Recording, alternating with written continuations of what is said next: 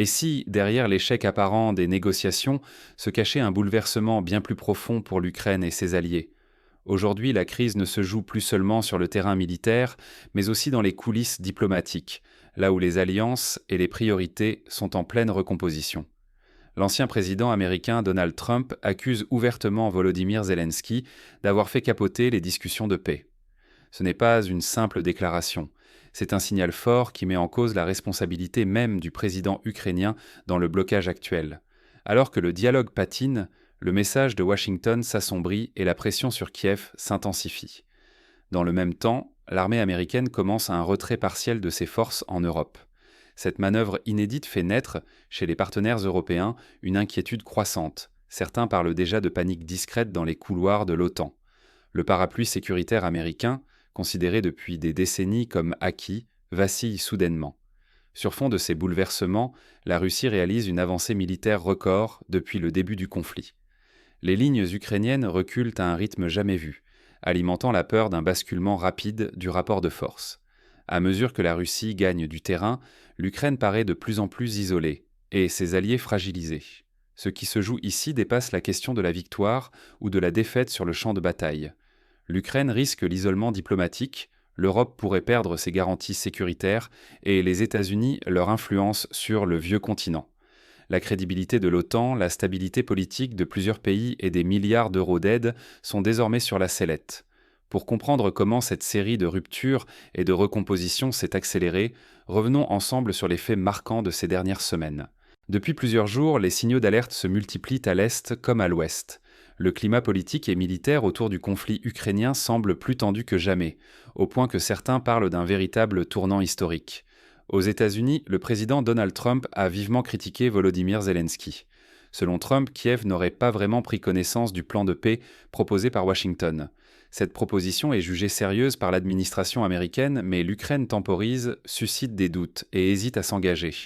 Moscou, de son côté, fait savoir qu'elle est prête à ouvrir des discussions, mais laisse clairement entendre que l'initiative doit désormais venir de Kiev. Derrière les portes closes, la diplomatie piétine, chaque camp attend que l'autre fasse le premier pas, ce qui installe une situation de blocage aux conséquences imprévisibles. Ce statu quo inquiète profondément les alliés européens. Certains redoutent que la pression américaine monte sur l'Ukraine pour l'obliger à accepter des concessions majeures au profit de la Russie.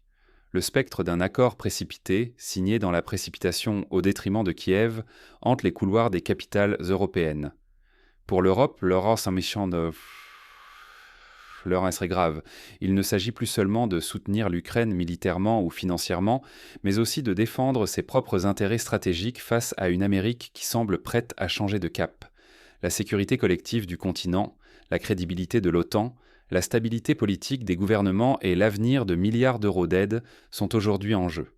Ce qui se joue en ce moment, c'est bien plus qu'un simple rapport de force sur le terrain. C'est la place de l'Ukraine dans le nouvel ordre mondial, mais aussi la recomposition silencieuse des alliances et des priorités occidentales. Mais ce contexte diplomatique ne serait rien sans la montée d'une nouvelle réalité stratégique. Le retrait progressif des forces américaines et les avancées rapides de l'armée russe changent radicalement la donne sur le terrain. Le terrain change. Il ne s'agit plus seulement de frontières, mais d'alliances qui se redessinent sous nos yeux. Les États-Unis viennent d'annoncer une réorientation majeure de leur stratégie militaire. Désormais, la priorité est la défense du territoire américain et du continent, et non plus le maintien d'un soutien massif et direct à l'Europe. Ce tournant, perçu comme un repli stratégique, fait vaciller les certitudes sur lesquelles reposait la sécurité du continent depuis des décennies. Face à cette inflexion américaine, l'Europe s'inquiète. Dans les capitales européennes, les discussions s'enflamment. Faut-il continuer à compter sur Washington ou bâtir une autonomie stratégique en renforçant nos propres capacités de défense régionale? Beaucoup plaident pour une Europe moins dépendante, plus résiliente, mais le chemin est semé d'embûches car la coopération militaire et la modernisation des armées européennes restent inégales. En parallèle, la Russie exploite cette période de flottement occidental. Sur le terrain, ses troupes enregistrent des avancées rapides, atteignant des gains territoriaux inédits depuis le début du conflit. Chaque nouvelle conquête territoriale affaiblit un peu plus la position de Kiev et accroît la pression sur les chancelleries européennes, impuissantes à inverser la tendance. Kiev se retrouve de plus en plus isolé. L'aide occidentale diminue, les soutiens se font moins bruyants, tandis que les pressions internationales pour une solution rapide et négociée se multiplient. Le gouvernement ukrainien, désormais sur la défensive, doit faire face à la fois à l'avancée russe et à la lassitude croissante de ses alliés. L'enjeu devient existentiel. Pour l'Europe, il s'agit de choisir entre se réorganiser seule, en assumant sa sécurité collective, ou continuer à dépendre d'une protection américaine désormais incertaine. Plus que jamais, la crédibilité de l'OTAN, la stabilité politique des pays membres et la place de l'Ukraine dans l'ordre mondial sont mises à l'épreuve. Alors dans ce nouveau paysage géopolitique, comment l'Europe et l'Ukraine peuvent-elles encore peser face aux ambitions russes et à la recomposition des alliances? Voyons ensemble les options et les scénarios qui s'ouvrent désormais. Quelles seraient les répercussions si l'Europe perdait son bouclier américain? Imaginons un instant, la dissuasion traditionnelle vacille, les vulnérabilités se multiplient. Déjà, on assiste à une vague d'incidents inquiétants. Des cyberattaques russes ciblent les ports ukrainiens, perturbant le commerce et la logistique régionale pendant que, chez les Alliés, la défiance monte. La récente arrestation d'espions ukrainiens en Pologne montre que les lignes de confiance s'effritent jusque dans le cœur de l'Europe. Sur le terrain, en Ukraine, les infrastructures vitales sont sans cesse sous le feu d'attaque. Les menaces du chef tchétchène Ramzan Kadyrov promettent une intensification des frappes, ce qui fait peser une pression constante sur la société et l'économie. Cette insécurité permanente sème la peur, et les populations s'interrogent désormais sur l'ampleur réelle de la menace. Mais la crise ne s'arrête pas là. En l'absence d'un soutien militaire américain solide, une véritable fracture s'installe au sein des sociétés européennes. Les débats sur la sécurité collective s'enflamment.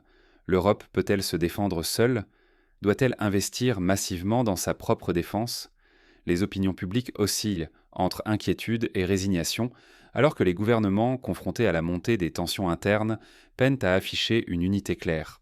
Cette perte de confiance nourrit un effet domino. D'autres régions, où des tensions couvaient tillis sous la surface, pourraient soudain basculer. Les conflits dits gelés à l'Est, par exemple en Moldavie ou dans les Balkans, risquent de se rallumer si l'exemple ukrainien montre que l'Occident n'est plus capable de garantir la stabilité. La crédibilité de l'OTAN est interrogée et chaque crise locale menace de devenir la prochaine grande urgence internationale.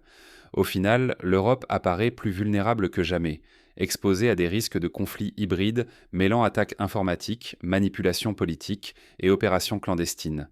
Cette nouvelle réalité accentue les divisions, fragilise les alliances et fait planer le doute sur un avenir commun. Mais la vulnérabilité ne s'exprime pas uniquement par le fracas des armes ou les attaques informatiques. Elle s'infiltre aussi dans la vie quotidienne, bouleversant la société civile et menaçant même le patrimoine culturel européen. Comment l'Europe et l'Ukraine peuvent-elles éviter d'être les grandes perdantes de cette recomposition? La réponse n'est pas simple, mais l'inaction aurait un prix lourd à payer. Face à l'accélération des événements, l'Europe et l'Ukraine doivent absolument moderniser et renforcer leur défense, qu'elle soit militaire, cyber ou en matière de renseignement. Cela veut dire investir dès aujourd'hui dans des capacités modernes, pour ne pas se retrouver démunis demain face à des menaces toujours plus sophistiquées. Mais cette crise révèle aussi l'urgence de gagner en autonomie stratégique. Compter sur des garanties extérieures, américaines ou autres, n'est plus tenable à long terme. Il faut développer une capacité d'action européenne indépendante qui ne repose pas uniquement sur la bonne volonté d'alliés parfois lointains ou changeants. L'exemple du Louvre, frappé par une double catastrophe après l'effraction, prouve que la négligence structurelle, même loin du front, peut coûter cher. Le patrimoine, comme la sécurité, exige une vigilance et des moyens constants. C'est le même réflexe de prévoyance qui doit guider les décisions à grande échelle. Dans ce contexte, la solidarité européenne et la coopération internationale n'ont jamais été aussi cruciales. Il s'agit d'unir les efforts, pas seulement pour la défense militaire, mais aussi pour la préservation de nos biens communs, matériels et culturels. Sans cet élan collectif, l'Europe risque de subir, plutôt que de choisir, son avenir. Agir, c'est éviter de s'installer dans un monde durablement plus instable et moins sûr, y compris pour ce que nous partageons de plus précieux. Mais alors, à quoi ressemblerait une stratégie européenne réellement efficace face à ces nouveaux défis? Voyons ensemble les scénarios qui s'ouvrent et les choix décisifs à faire. Ce qui se joue aujourd'hui en Ukraine et en Europe dépasse largement le simple champ de bataille. Derrière les lignes de front, un basculement silencieux s'opère dans l'architecture de la sécurité mondiale et dans la solidité des alliances occidentales. En ce moment, chaque décision, chaque recul ou hésitation des partenaires de Kiev n'affecte pas seulement le sort d'un pays, mais pose la question du futur de tout le continent européen. Le soutien occidental à l'Ukraine n'est plus aussi évident. Les intérêts nationaux reprennent le dessus, et la Russie profite de cette brèche pour avancer ses pions à une vitesse inédite. Ne pas prendre la mesure du tournant actuel, c'est risquer de laisser filer notre sécurité et nos valeurs. Alors que l'aide se compte en milliards d'euros et que la crédibilité de l'OTAN se joue à chaque compromis, la recomposition des équilibres pourrait nous surprendre par sa brutalité. Ce n'est pas seulement l'Ukraine qui vacille, c'est aussi la confiance entre alliés, la stabilité politique des pays européens et le rôle de l'Europe sur la scène mondiale qui sont remis en cause. La vigilance collective, la mobilisation citoyenne et la lucidité stratégique n'ont jamais été aussi nécessaires. Face à ce défi, chacun de nous doit s'interroger. Sommes-nous prêts à défendre ce qui fait notre force commune ou à regarder, impuissants, l'histoire s'écrire sans nous ?